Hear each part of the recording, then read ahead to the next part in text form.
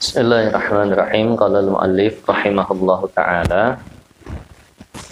Kita sampai kepada yang mewajibkan mandi. Yang kedua ya. Wasaniha itu ya. Ya. Wasaniha.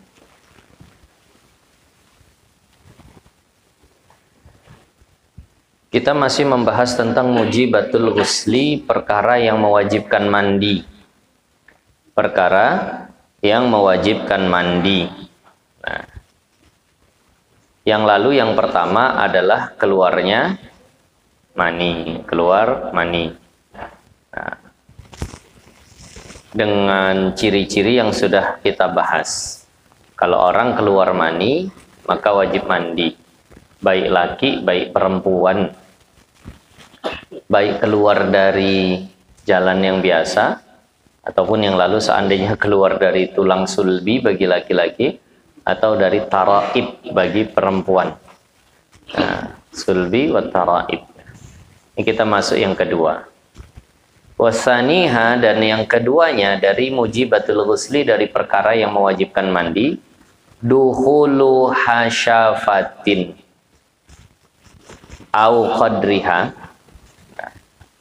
min faqidiha walau kanat min zakarin maqtu'in au min bahimatin au mayyitin farjan kubulan au duburan walau li bahimatin kasamakatin au mayyitin wala yu'adu ghusluhu linqita'i taklifi. Dan yang kedua adalah masuknya hasyafah. Mohon maaf, istilah hasyafah direkam di dalam ingatan biar kalau nanti terulang-ulang itu tidak lagi dijelaskan. Nah, mohon maaf kalau kurang pas didengar. Hasyafah itu artinya kepala kemaluan laki-laki. Ada batangnya, ada kepalanya. Kepalanya itu namanya hasyafah. Yang kalau udah dikhitan itu kelihatan. Nah, itulah namanya hasyafah.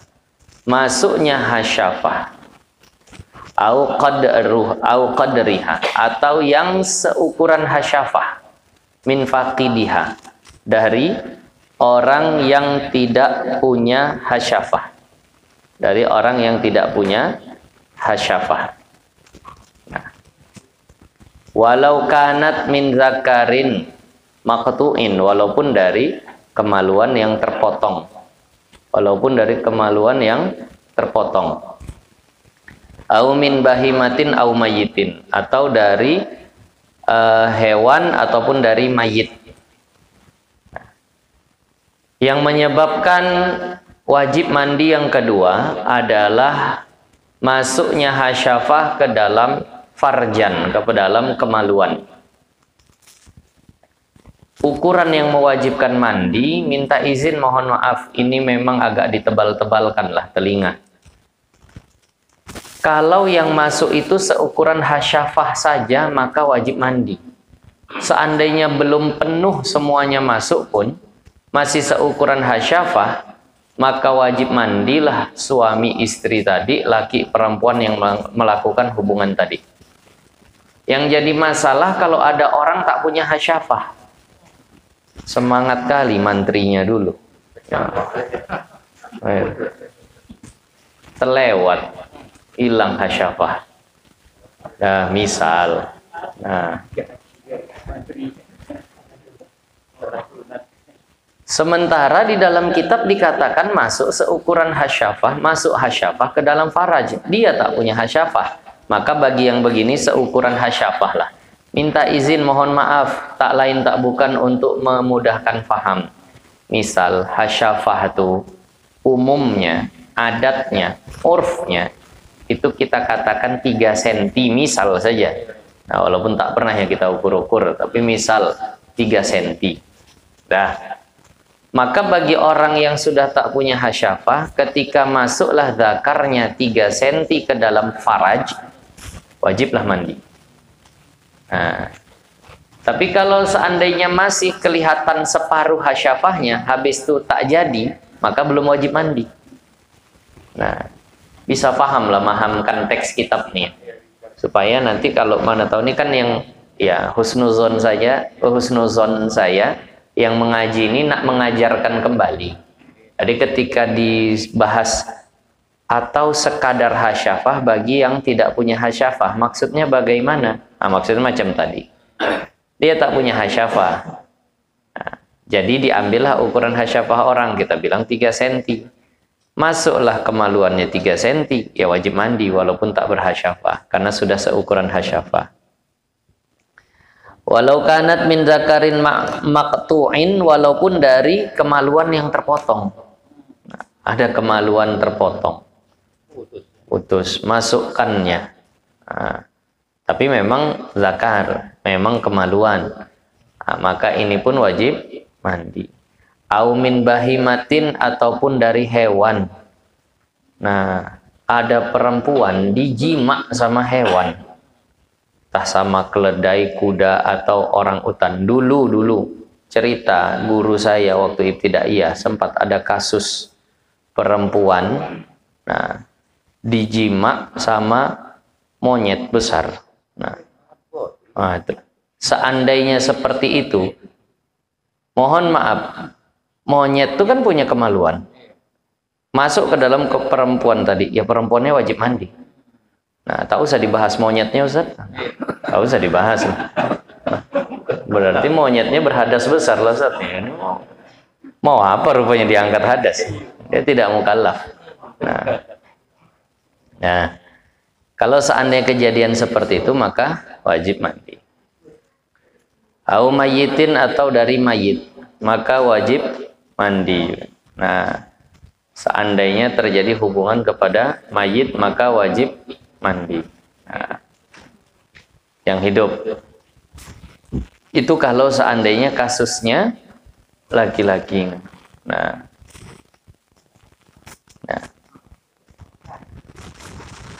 Kubulan au duburan. Nah, kubulan au duburan. Nah, baik kubul ataupun dubur.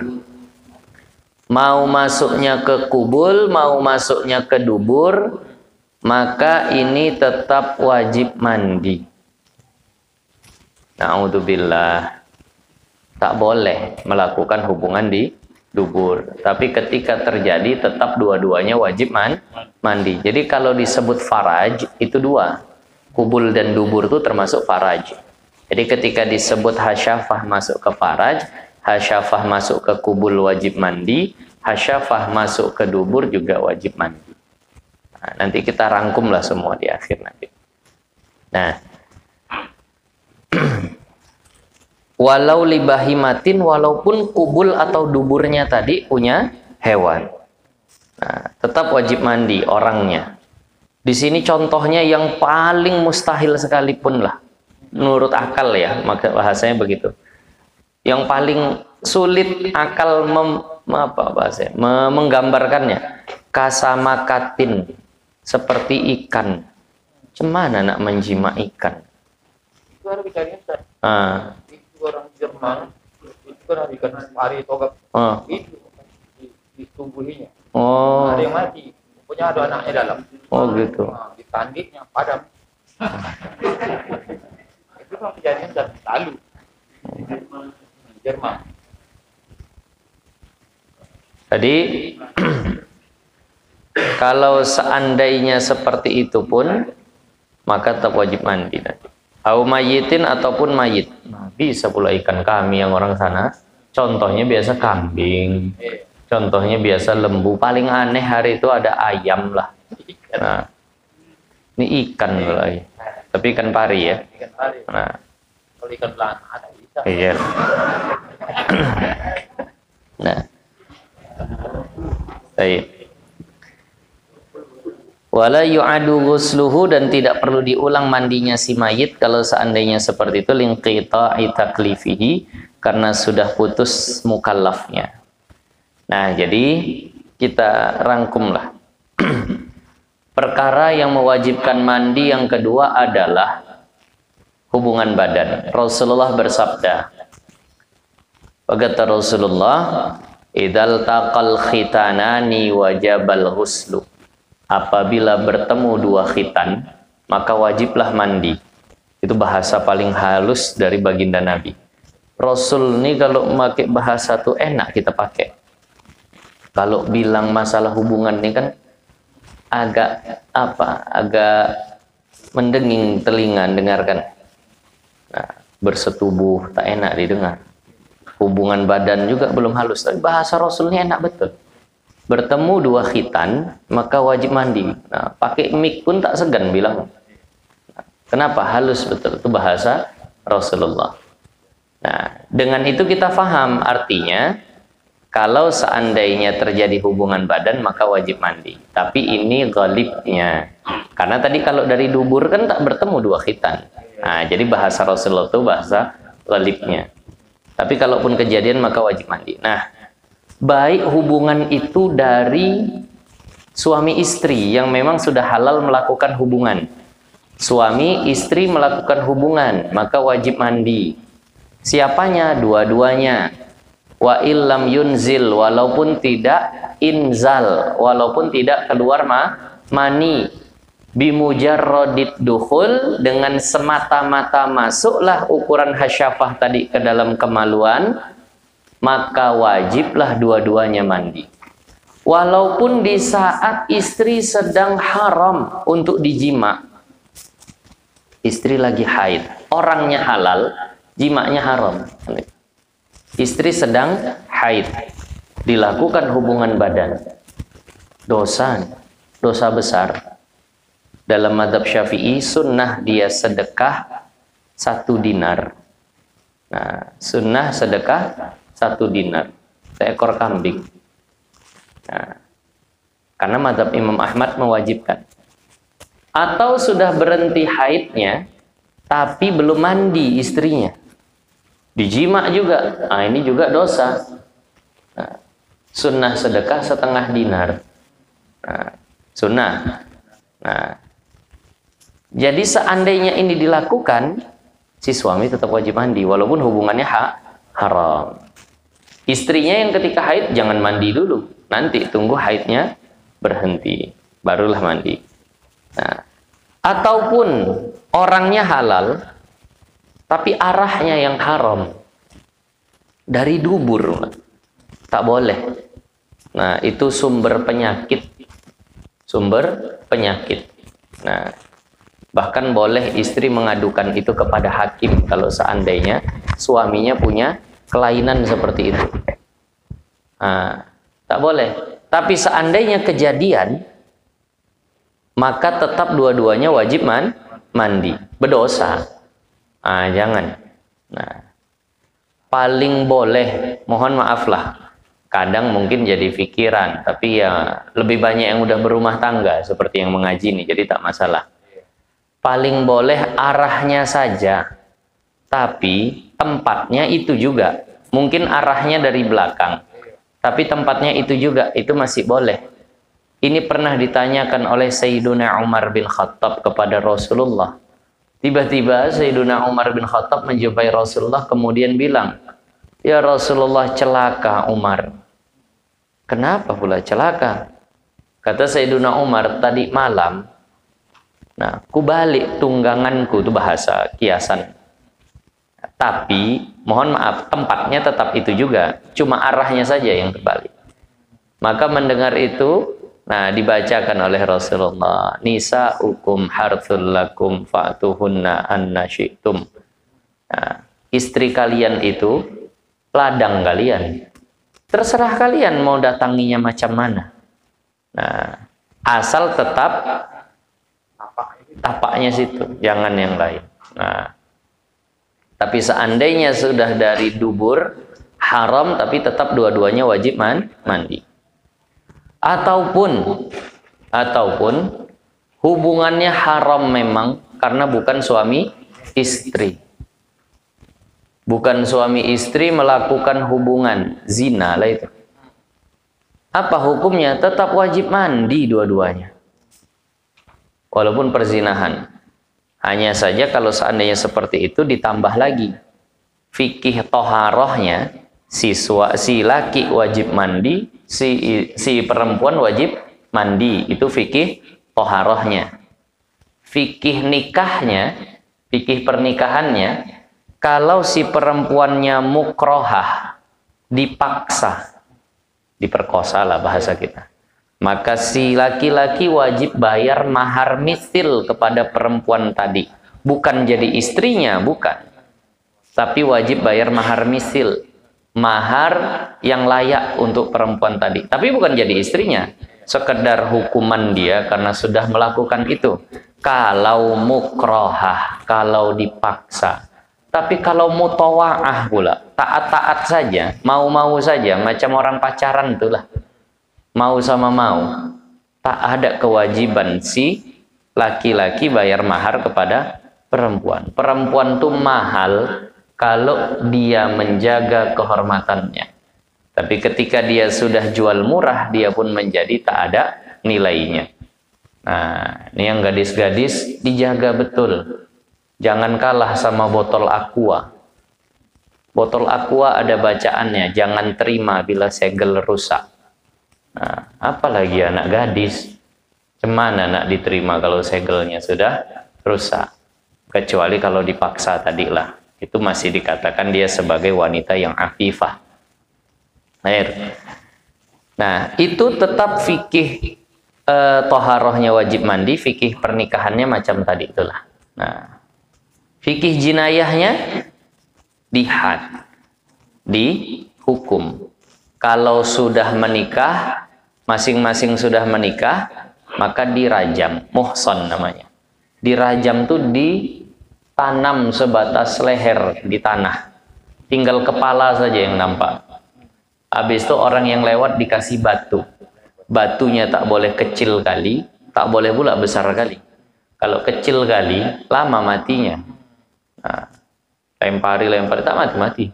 Tapi kalau besar kali, cepat kali matinya. Belum jadi pelajaran bagi orang. Maka dikatakan segenggaman tangan. Lempar sampai mati. Nah, itu kalau zani muhsan. Nah, kalau seandainya zaninya ghairu muhsan, yang berzina belum pernah menikah, maka dicambuk 100 kali. Si laki-laki, si perempuan pun kalau memang kehendak dia juga dicambuk 100 kali. Habis itu diasingkan selama setahun. Supaya habis cerita orang dulu tentang keduanya. Menutup aib juga itu. Kalau orangnya masih ada kan asik tengok saja, asik dibahas saja kan begitu. Jadi diasingkan selama setahun dulu. Habis itu kalau mau balik lagi. Kalaupun masih ingat orang tapi udah malas ngebahasnya lagi. Nah, dia pun udah agak ada lah mukanya mungkin untuk balik lagi ke situ. Dulu, sekarang memang tak ada mukanya kan. Udah dilakukan pun sana sini aja tak ada peduli. Nah, itu tadilah. Saya pernah ditanya, Ustadz, kalau ada orang hamil di luar nikah, kemudian dia menikah, kemudian dia pesta, apa hukum datang ke pestanya? Kan itu. Ini kita bahas yang maksiatnya yang mana nih orang? Berzinanya atau menikahnya yang jadi maksiat? Berzinanya. Kan itu yang jadi maksiatnya. Berzinanya maksiat. Menikahnya maksiat bukan? Bukan. Habis nikah sunnah nggak bikin walimah? Sunnah. Kalau kita diundang walimah, apa hukum mendatangi? Wajib. Ya udah, memandang itu tetap berlaku seperti itu. Nah, tetap berlaku seperti itu. Tapi jangan ada kesan ridho di hati kita dengan perbuatan dia tuh. Jangan sampai ada hukum kesan ridho dia. Udahlah biasanya. Wah, jangan sampai begitu. Biasalah anak sekarang. Nah, jangan sampai begitu. Nah, kalau perlu, dinasehati itu. Jangan selamat saja yang disebut. Tobatnya. Nah, begitulah. Biar menunjukkan kita tarik itu. Payah pula lisan bilang itu, bilang tobat-tobat gitu. Ya udahlah. Datang kita niatnya datang ke acara walimah, bukan datang ke acara zina kan gitu. Nah, karena memandang itu tadi. menikah yang seperti itu. Ya menikahi wanita yang hamil seperti itu ya makruh memang. Tapi menikahnya tetap sah. Melihat kualitas perempuannya ya makruh lah menikah yang seperti itu. Nah, itu fikih toharohnya sudah, fikih jinayahnya sudah, fikih munakahahnya pun sudah. Kalau sekarang ada orang menikah tak berlaku jinayahnya. Ada orang berzina tak berlaku jinayah. Sekarang orang berzina dinikahkan, senang orang jadi. Nah, orang dulu dipermalukan. Nah, sekarang didudukkan di atas pelaminan tanpa dipermalukan. Nah, seharusnya udah malu juga sebenarnya. Nah, atau na'udzubillah hukumnya haram karena sama pula jenisnya.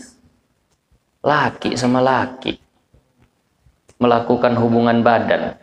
Jelas tak bisa kubul ke kubul. Pasti kubul ke dubur. Nah, kalau seandainya ini terjadi, wajibkah mandi? Wajib. Siapa fa'il dan maf'ul, dua-dua wajib mandi. Dua-duanya. Nah, itu wajib mandi. Itu fikih toharohnya. Ya. Sekarang ini itu penyakit yang kalau bisa disembuhkan lah. Nah, itu penyakit yang kalau bisa disembuhkan. Bukan diminta dilegalkan. Nah, ini akhir-akhir ini minta pula dilegalkan macam begitu. Nah, bagaimana kita bilang? Ada orang, ya itu kan bukan mau dia Ustaz. Tiba-tiba dorongannya ke situ. Nanti kalau seandainya seperti itu, ada orang yang memang sudah candu khamar, itu kan bukan mau dia. Memang dia udah ke situ hatinya, ya nggak boleh lah. Kalau hatinya yang dituruti saja tak boleh. Nah, jadi makanya tetap hukumnya haram. Nah, itu fikih toharohnya. Kalau fikih jinayahnya bagaimana? Di sini ada beberapa pendapat. Madhab Syafi'i diberlakukan sebagaimana orang yang berzina. Kalau sudah pernah menikah dirajam, kalau belum pernah menikah dicambuk 100 kali. Dicambuk 100 kali. Nah, itu madhab Syafi'i. Tapi menurut Imam Ibnu Abbas, sahabat Rasulullah, Sayyiduna Abdullah bin Abbas, diperlakukan kepadanya sebagaimana yang diberlakukan kepada kaum Nabi Lut. Kaum Nabi Lut itu kan yang pertama kali pengasas, pemrakarsa perbuatan maksiat luar biasa itu. Nah, tak mau sama perempuan, maunya laki sama laki. Ya Allah. Akhirnya diangkat Allah kampungnya, dibalikkan Allah, kemudian ditimpakan. Maka kata Sayyiduna Abdullah bin Abbas, kalau ada orang melakukan seperti itu, angkat dia ke tempat tinggi, tolakkan dia dari atas sampai mati. Sini mana tempat paling tinggi? Wah, pendek itu. Nah, tower lah itu tower. Kalau cuma dari rel kereta api itu 20 kali jatuh pun belum mati.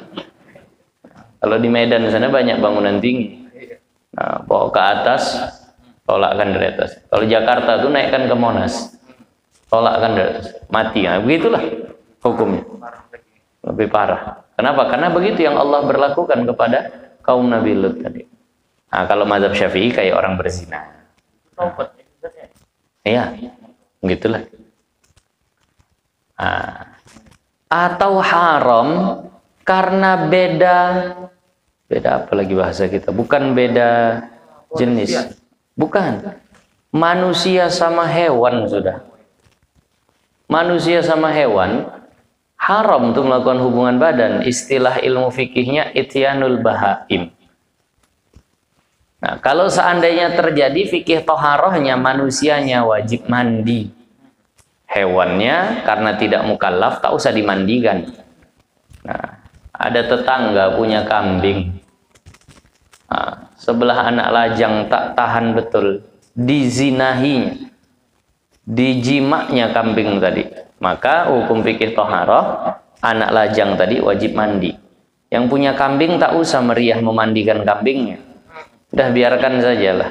Nah, sekarang fikih jinayahnya. Apa hukuman untuk orang yang mendatangi hewan? Mazhab Syafi'i ada 3 pendapat. Nah, tapi yang pertama itu langsung dibunuh. Pokoknya langsung dibunuh. Yang kedua, seperti orang yang berzina. Yang ketiga, dan ini yang paling kuat, takzir. Terserah hakim lah mau diapakan. Apakah mau dinikahkan sama kambing itu atau bagaimana, dan pokoknya dipermalukan lah. Nah, yang paling kuat itu adalah pendapat yang ketiga nih, yakni takzir. Terserah hakim. Takzir itu artinya hukuman yang diberikan oleh hakim. Apa pantasnya kira-kira? Dan disunahkan, hewannya tadi itu untuk disembelih. Sunnah hewannya untuk disembelih supaya mati, supaya tak nampak lagi. Kalau masih hidup dia, orang tak lupa-lupa nanti sama perbuatan si fulan tadi itu. Nampak. Makannya tidak makruh, boleh saja dimakan. Karena kalau masih hidup kambingnya tiap tertengok, oh inilah yang dikerjai si fulan. Fulannya mungkin udah diasingkan setahun, tapi kambingnya masih situ, masih diangon saja. Tengok tuh, mengembiknya pun dah lain sekarang. Misal lah gitu dah. Nah, jadi kalau seandainya masih nampak, mungkin jadi bahan ingatan untuk orang, maka sunnah disembelih. Nah, dijual tak ada bahasa disunahkan dijual, tapi pokoknya dimusnahkanlah dari muka bumi. Nah, sembelih, makan. Walaupun mungkin makannya pun agak berat orang. Ini daging kambingmu yang dikerjai sebulan tuh. Udah ternoda dagingnya nih. Tapi itu tujuan untuk menghilangkan ingatan-ingatan orang dari yang tak bagus tadi. Tidak dari zaman menuntut itu. Kambing itu tadi. Mungkin bisa jadi, karena kan semua hewan dibangkitkan. Karena terzolimi. Nah, bahkan 2 kambing yang saling menanduk itu dituntut.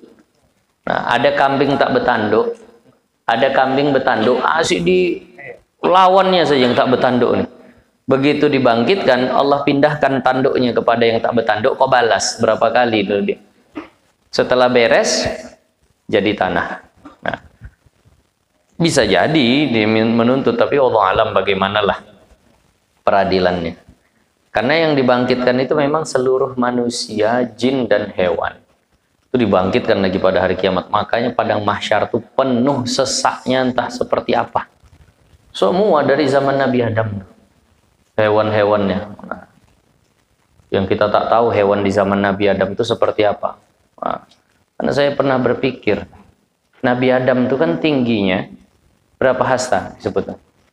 60 hasta. 1 hasta itu setengah meter. Kalau 60 hasta berarti 30 meter tinggi. Lalu ada kisah bahwasannya Habil itu kan berkurban domba ya. Berkurban domba. Kalau orang tingginya 30 meter, dombanya macam domba kita sekarang. Seginilah dombanya itu sebenarnya. Kecil betul. Berarti kan dombanya juga yang seukuran dia. Nah, ayamnya pun kan pasti seukuran dia. Makanya saya bilang mungkin dinosaurus yang kata orang itu entah cuma tulang ayam zaman Nabi Adam. Nah, itu tadi. Nah, itulah yang dibangkitkan nanti di hari kiamat. Karena tak cocok kalau hewan sekarang. Itulah yang dimakan sama Nabi Adam yang katanya tingginya 30 meter. Kalau 30 meter ukuran kambing lah bahasa kita, ukuran kambing. Kalau kita berdiri, dia selutut kita lah ya. Nah, sepinggang. Ya paling enggak tinggi kambingnya sekitar 15 meteran lah. Ah, itulah.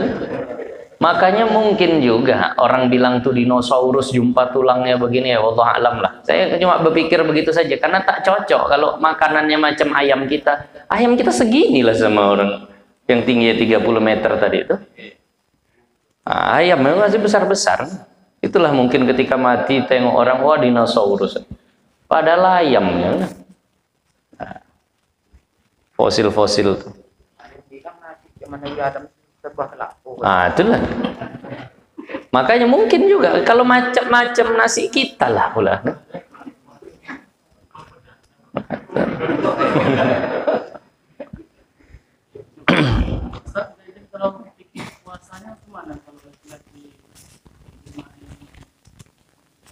Hewan tadi itu. Batal dengan itu saja batal. Oh ya sama nih, fikih puasanya batal juga. Nah, kalau seandainya ditanya apakah bayar kafarat kalau seandainya yang melakukan hubungan dengan laki-laki, yang melakukan hubungan dengan perempuan yang bukan istrinya, itu yang kena kafarat bukan cuma suami istri. Pokoknya melakukan hubungan badan siang hari Ramadan. Nah, bayar kafarah juga. Nah, itu tadi.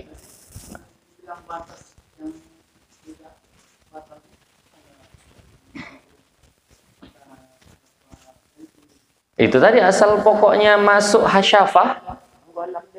Dah? Kalau separuh hasyafah, tidak batal. Kalau separuh hasyafah, itu ada yang berkata lakinya tak batal, perempuannya batal. Nah, tapi ya memang payah juga menggambarkannya. Apa memang kalau separuh itu memang udah masuk ke dalam atau masih tapi ya intinya beginilah, seandainya masuk separuh itu memang bahasa yang sudah masuk, perempuannya batal, lakinya tak batal. Nah, begitulah bahasa. Nah, kafarat tak kena. Nah, itu. Ataupun seandainya dilakukan hubungan tadi itu kepada mayit,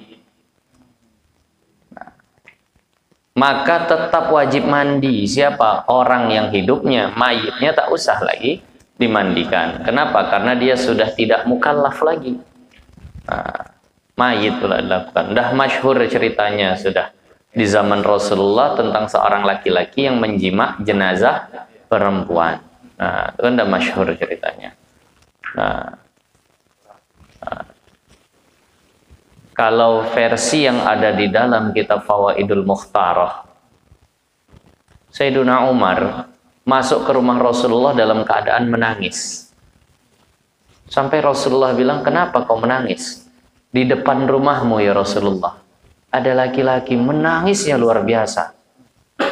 Ngelihat dia menangis tuh, aku pun jadi ikut menangis. Kenapa? Aku pun tak tahu. Nengoknya menangis saja, aku udah sedih kali. Akhirnya aku ikut menangis. Nah, suruh masuklah. Disuruh masuk sama Sayyiduna Umar. Ditanya Rasulullah, kenapa kau menangis? Aku bikin dosa ya Rasulullah. Ceritakan apa dosamu? Malu aku ceritanya sama engkau ya Rasulullah. Tapi aku pingin betul taubat. Dia ceritakan malu. Akhirnya Rasulullah marah. Kau waktu berbuatnya tak malu sama Allah, waktu mau menceritakannya malu sama aku. Akhirnya diceritakan juga. Aku tukang gali kubur. Dulu gali kubur tuh mungkin bayarannya tak banyak lah. Tak tahulah sekarang pun mungkin tak banyak juga. Sehingga kalau nampakku ada jenazah kain kafannya bagus, ku tandai itu kuburan. Malam harinya ku bongkar lagi, ku ambil kain kafannya, ku cuci, ku jual lagi. Dapat duit. Itulah kerjanya. Satu waktu ada jenazah datang, ku lihat kain kafannya masih bagus, masih cantik. Ku tandai. Malam harinya ku datang, ku bongkar. Ku ambil kain kafannya, ternyata di dalamnya wanita yang cantik, bahkan setelah jadi mayit pun masih cantik luar biasa. Naik syahwatku, tergoda setan, ku jimaklah perempuan tadi. Jenazah mayit perempuan tadi. Berani betul orang dulu. Lewat kuburan aja merinding. Apalagi sampai gali kuburan, sampai ngambil kain kafannya, sampai menjimak lagi. Orang dulu kayaknya sama begitu, tak ada takut-takutnya. Nah, belum ada film horor dulu. Nah, sekarang dah ngeri lah. Akhirnya terbayang-bayang semua. Mendengar itu Rasulullah marah betul. Merah padam muka Rasulullah. Kata Rasulullah, Umar, usir laki-laki ini. Maksiatnya tak bisa ditoleransi lagi. Tambah pecah hati laki-laki tadi. Niat datang nak bertobat malah diusir sama Rasulullah. Akhirnya Jibril datang kemudian bilang, wahai Muhammad, Tuhanmu kirim salam. Nah, kemudian dia bertanya, ampunan itu milikmu atau milik Allah? Maka kata Nabi Muhammad, ya jelas ampunan itu milik Allah. Lalu kenapa kau tidak mengampuni orang yang telah diampuni oleh Allah? Karena penyesalannya tadi. Akhirnya kata Nabi Muhammad, susul dia. Katakan kepadanya, Allah telah mengampuni dan menerima taubatnya. Sebenarnya kita mendengar cerita begini, naik rojak kita tuh, harap kita tuh naik. Kita semua pernah bermaksiat, tapi insya Allah saya yakin tak ada yang bermaksiat sampai menyetubuhi mayit tadi, tak ada. Nah, lewat kuburan aja merinding, apalagi sampai begitu. Nah, kalau yang sudah sampai derajat itu saja bisa diampuni Allah, apalagi maksiat-maksiat yang lain. Nah, maka terus minta ampun. Nah, tak ada dosa besar di hadapan ampunan Allah. Nah, kalau bahasa syair qasidah burdah, dosa besar di hadapan ampunan Allah itu hanya seperti lalat yang nempel di hidung, diusir habis hilang. Jadi maka ini kalau seandainya yang seperti ini saja dapat ampunan, maka kita juga sangat layak untuk mengharapkan ampunan Allah. Nah, kejadian wajib mandi kalau kejadian seperti itu. Nah, kalau kejadian seperti itu wajib mandi, orang yang hidup saja. Nah, yang sudah mati tak wajib mandi. Nah, ini jelas. Ini jelas insya Allah. Nah, kayak itu.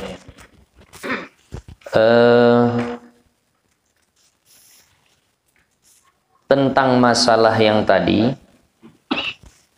masalah melakukan hubungan badan dari dubur bagi suami istri itu haram hukumnya dan benar jangan dilakukan, tapi berkaitan dengan hukum yang lain, seandainya ada seorang muhallil, itu kan syarat supaya istri itu bisa balik sama suami yang telah mentalak tiganya, harus menikah dan harus dijima. Kalau ada suami yang sifatnya muhallil, tapi muhallilnya menjimaknya di dubur, habis ditalak, boleh nggak dia balik lagi sama mantan suaminya yang dulu sudah mentalak tiga? Jimaknya di dubur. Nah, boleh atau tidak? Nggak boleh. Harus dikubul. Nah, harus dikubul. Tapi memandang tentang ada atau tidaknya iddah bagi wanita yang menikah kan begini. Wanita tuh kalau ada suami istri baru menikah, belum melakukan hubungan badan, ditalak, diceraikan. Perempuannya ada iddah nggak?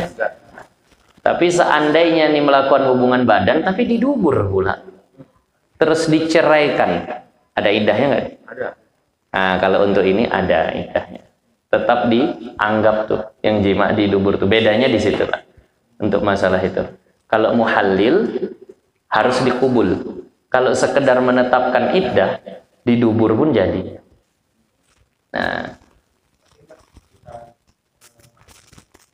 Nah, jadi istilah talak ataupun iddah ini, masalah hamil memang hikmahnya, bahasanya hikmah. Hikmahnya adalah memastikan kosongnya rahim. Memastikan kosongnya rahim.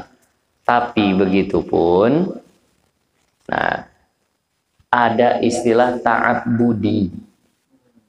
Kalau misal perempuan belum pernah dilakukan hubungan badan sama suaminya, meninggal suaminya, ambil iddah nggak? Baru menikah, belum sempat terjadi hubungan badan, suaminya meninggal, perempuan tadi ada masa iddahnya nggak? Ada, tetap. Berapa? 4 bulan 10 hari. Loh, tapi pasti kosong. Nah, itu tadi. Itu bahasanya hikmah. Hikmah dari adanya iddah adalah memastikan rahim itu kosong dari janin. Tapi di samping itu tetap taat budinya, ya semata-mata Allah perintahkan dibuat. Nah, namanya hikmah ya. Bahasanya beginilah contoh nih, contoh. Babi tak boleh dimakan. Setelah diteliti ternyata banyak betul virus bakterinya. Itulah hikmahnya tak boleh makan babi.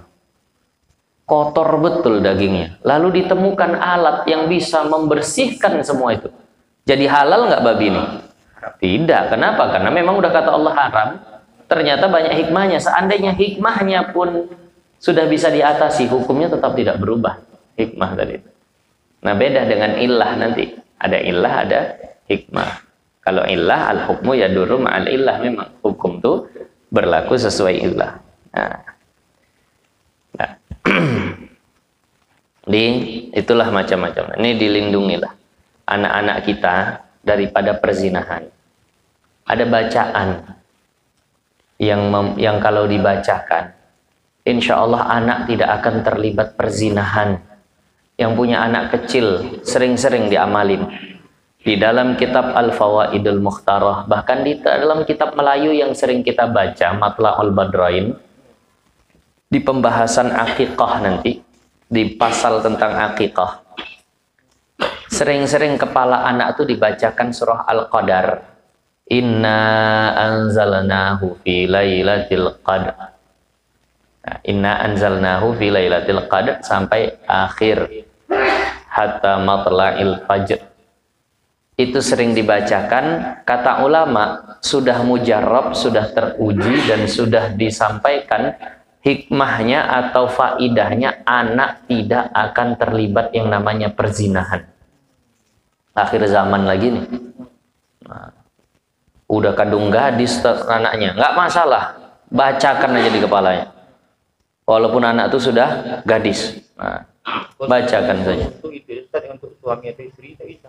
Untuk suami atau istri bisa juga lah mungkin. Nah, tapi udah keras kepalanya. Itu pun tak menyerap bagusnya. Kalau anak-anak ini kan masih lunak dia. Itu juga. Jadi dibacakan di kepalanya. Inna anzalnahu tadi, Al-Qadar tadi, faidahnya kata ulama, maka dia tidak akan terlibat perzinahan. Banyak-banyak bacain kok. Yang masih gadis-gadis tanggung, bacain aja, nggak masalah. Nah, udah tak ada emak ayahnya kawannya. Kau tengok asik keluar malam mingguan dari sini. Nah, bacai kepala kawannya tadi. Nah, biar tak asik pacaran saja, takut jatuh dalam perzinahan. Nah, itulah diantara amalan yang diajarkan oleh ulama kita untuk supaya anak terhindar daripada perzinahan. Memang ya kita bertobatlah. Inilah caranya untuk mengurangi tadi. Sebagian ulama mengatakan dosa zina itu akan terulang di keturunannya, kalau tidak anaknya, cucunya. Itu kata ulama. Makanya banyak-banyak dibacain itu. Bagi mungkin orang yang dulunya agak liar, udah na'udzubillah lah, mungkin sempat berzina, sangat mungkin akan terulang kepada anaknya. Sangat mungkin terulang kepada cucunya. Maka pesankan baca Al-Qadar tadi. Ada di dalam kitab Lubabul Hadis. Nah, di situ ada hadis tentang itu, lalu ada kisah tentang seorang raja. Dia ingin membuktikan kebenaran hadis Rasulullah bahwasannya kalau orang berzina, maka anaknya juga kemungkinan besar akan mengulangi dosa tersebut. Maka saat itu raja tadi punya anak gadis. Lalu anak gadisnya ini biasanya tak keluar rumah. Maka saat itu dia bawa anak gadisnya keluar rumah. Dia bawa anak gadisnya keluar rumah. Diperhatikannya lah orang-orang cemana terhadap anak gadisnya. Nah, setelah lama anak gadis itu berkeliaran di luar rumah, pas hendak pulang masuk istana, ternyata ada satu orang yang memang sudah tak tahan syahwatnya, dikejarnya anak gadis tadi, diciumnya sekali. Habis itu masuk anak gadis tadi. Apa kata raja tadi? Shadaqar Rasul. Benar Rasulullah.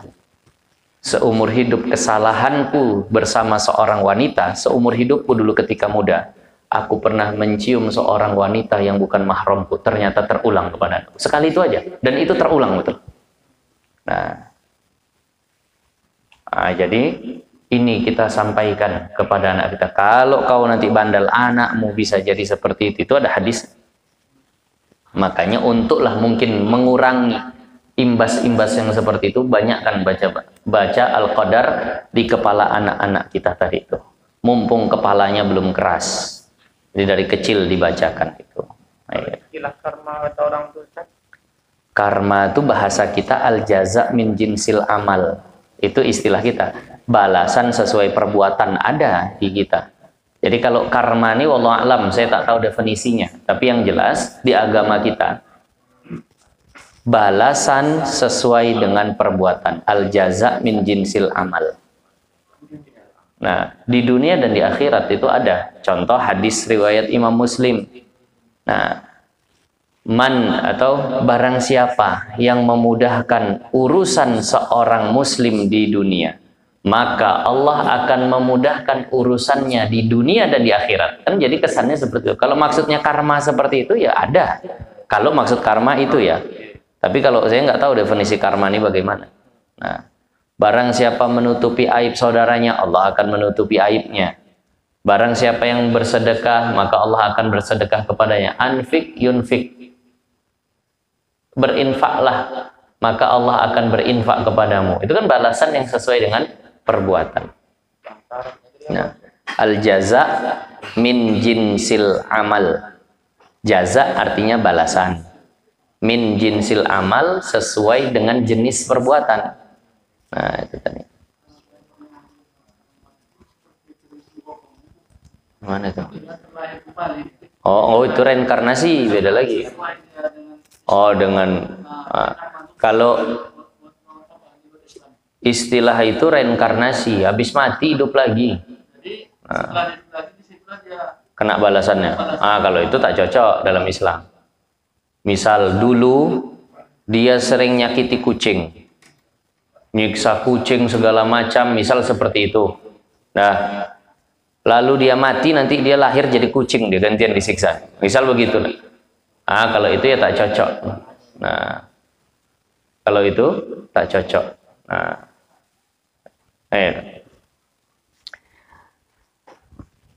Ini minta izin saya. Malam ini agak cepat pembahasannya. Biasa 1,5 jam nih, 1 jam saja, nanti sisa tanya jawab lah. Wasalisuha akan datang yang ketiga.